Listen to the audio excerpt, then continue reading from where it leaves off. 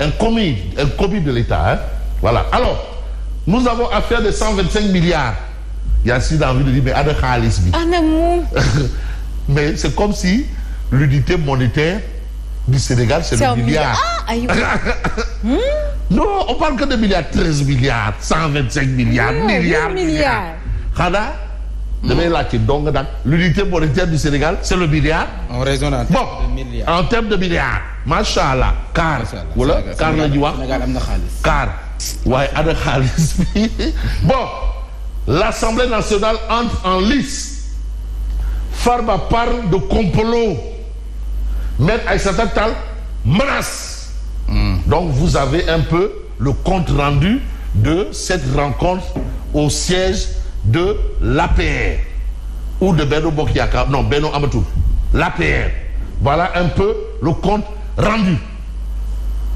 On parle de pool financier. Eux, ils amènent le débat sur un terrain politique.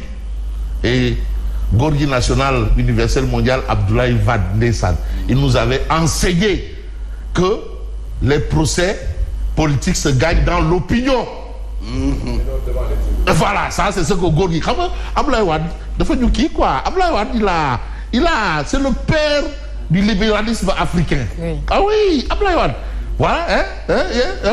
Bon, est-ce que eux, ils sont dans une logique de transformer ce procès en bataille d'opinion au plan politique? En tout cas, voilà le résultat. Ils se sont rendus à un siège. Ils nous trouveront debout pour mener la résistance contre l'injustice, le mensonge et la loi du plus fort. La loi du talion. Pour ce combat, ils n'ont qu'à être courageux, avertit Maître Aïssata Tall. Courageux. Mais vous avez vu le Dougoutigui. Ah non. Il a fait tout sauf. Non, Dougoutigui, il a survolé le sujet. Hein? Non, à un moment, je disais, mais Dougoutigui, vous n'êtes pas au prétoire. Non, ils sont un plaidoyer du Dougoutigui. Je suis sûr que non, même les étudiants, là, ils vont prendre des notes. Non. Dougoutigui Balem. Non, mais Diaïté Kaba. Tu sais que lui, c'est un descendant de Hamza. Tous les Diaïté, Diakité, Diakhaté, c'est des descendants de Hamza. Et qui dit Hamza parle du chef d'état-major général des forces armées du prophète sallallahu alayhi wa sallam. Alors, je n'ai jamais détourné un seul centime. Ça, c'est ce qu'affirme Farba Ngom. Je n'ai pas peur de Ousmane Sonko. Si je dois aller en prison, ce sera avec dignité. Ce sont les propos de Farba Ngom. Et vous avez aussi dans Tribune Quotidien une actualité autour de l'abrogation de l'amnistie et de la présidentielle de 2029. Deux grandes équations à Diomaye Sonko. Équation à combien d'inconnus? Parce qu'il y a plusieurs inconnus. Il y a équation Bende inconnue à Jérôme Bende inconnu. Mais ce qu'on sait, c'est un peu l'œuvre qu'a laissé notre doyen Ahmed Bachir Kounta, journaliste chevronné.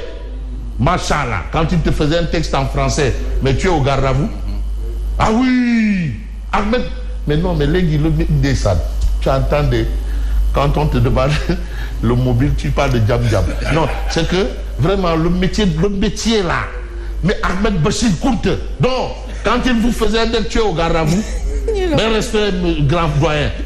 J'ai eu la chance de l'inviter à des émissions du côté de Walfadji, mais je ne veux pas dire je suis resté bouche B, j'étais bouche A. Hein? Bouche A, pas bouche B, bouche A. Permettez-moi le néologisme. Alors, il était une fois Ahmed Bachir Kounta, un modèle exemplaire pour les jeunes journalistes. Bien sûr. J'espère qu'un jour, il y aura... On va peut-être donner son nom soit à une rue, ou bien à un édifice public. Il le mérite amplement. Oui. Bon, Sambou Biagui, ici, la grande salle de réunion de la maison de la presse peut porter le nom de Ahmed Bachir Kounta. Sambou Biagui, ce sera une bonne chose. Sambou. Alors, gravité de la situation qu'endurent les boulangers. Il y a une situation carabinée ici. Fermeture de 67 boulangeries, Amadou Gaye et compagnie interpellent le gouvernement. Ça veut dire quoi? Je n'ai pas envie de dire plus, mais je veux juste retenir, ça veut dire ce que ça veut dire. Mais dire que Farba Ngom a bouffé du lion, c'est enfoncer des portes ouvertes.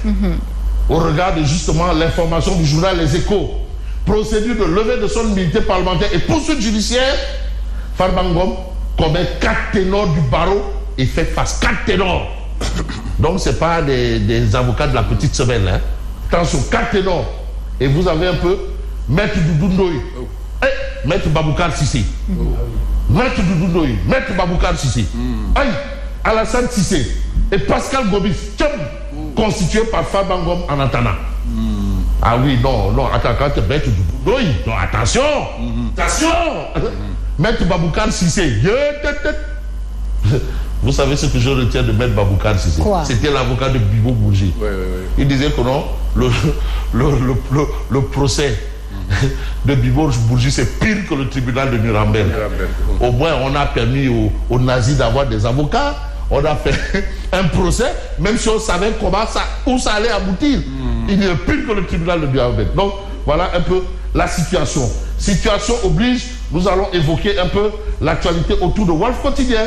Rentrée des cours et tribunaux. Leçon de Diomaye aux magistrats. Le président. La justice est un rempart contre l'arbitraire. Il a été aussi question du droit de grève. Bon, mais attendez, le président, c'est un ancien syndicaliste. Le premier ministre, ancien syndicaliste. Le ministre du pétrole, ancien syndicaliste. Le DG du port, ancien syndicaliste. Donc, tous ceux qui sont un peu la cheville ouvrière de la gestion actuelle du pouvoir, c'est d'anciens syndicalistes. Donc, le droit de grève, ils savent ça mieux que ceux à qui ils veulent essayer d'expliquer cela. Donc, André Gressem aussi, probablement, aura un mot à dire par rapport à ça, Malo. Bon, la justice est un rempart contre l'arbitraire, mais on ne va pas faire les choses à moitié. On va voir rentrer sur la veille des cours des tribunaux la justice en mode diagnostic.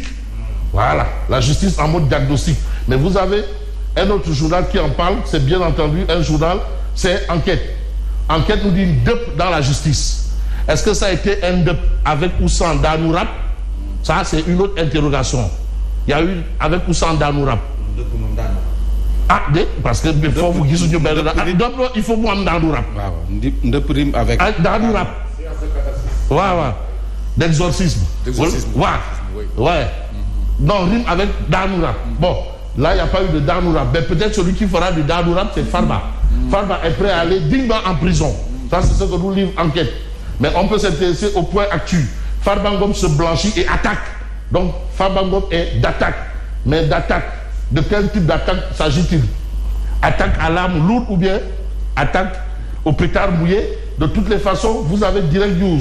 En bouclier contre la levée de l'immunité parlementaire de Farba Ngom, les appellistes organisent la résistance. Voilà un peu. Donc on a des appellistes qui organisent la résistance. D'ailleurs, Daoucho, biétiste de Direct News, fait un point par rapport à cette actualité. Mais l'actualité aussi, c'est quelque part ce que nous livre le quotidien. Le quotidien poursuit contre Farba Ngom la personne, la résistance. C'est clair. Le parti dénonce une tentative de liquidation. Mais vous avez la réaction du député Mohamedou Ngom dit Farba. Je ne reculerai pas. Maître Aïssata Tall Sall, sur ce combat-là, on sera plus courageux qu'eux. Ah, parole de Maître Aïssata Tall Sall. Ah, et qui dit Maître Aïssata Tall Sall pense tout de suite à... Voilà. Donc vous avez ici un autre journal qui parle d'autre chose. Malversation présumée à la CRSE. Un autre problème. Le procureur financier frappe dans le tas. Donc tous ceux qui ont eu rapport, tous ceux qui ont été cités dans le dossier, tous ces gens-là, même ceux qui ont, dans un passé récent, transformé leur chauffeur en ACP, en agent comptable particulier, pour retirer un nombre incalculable de chèques là. Tous ces gens-là seront convoqués. Voilà. Donc voilà un peu cette actualité-là. Parce que là aussi, l'actualité doit être claire comme de l'eau de roche. Mais nous, on ne va pas aller dans le rocher pour essayer d'évoquer l'actualité de Omar Dakité. Rentrée, cours et tribunaux. Vous avez un peu Ousmane Sonko, vous avez ici le président Diomaye, vous avez ici le président de l'Assemblée nationale, Malick Ndiaye, et vous avez ici le ministre de la Justice. L'accusé s'est déjà levé en compagnie de ses défenseurs. Objection, il s'est élevé. Levé et s'est élevé. Et vous avez Farba Ngom porté un peu par Maître Moussa Boukar Thiam. Et vous avez Maître Aïssata Tall Sall et des avocats Maître Dougoutigui. Vous avez vu comment Dougoutigui, Gaïté Kaba. Gaïté. Et espérons là quand même Bacha Kanté devrait être de la partie. Même Gaïté Kaba. Alors, Pape Malick Prodac. Bon, on connaissait Maï Prodac. Donc on va aussi dire Pape Malick Prodac. Moi, j'en ai fini et je vous dis merci et bonne continuation.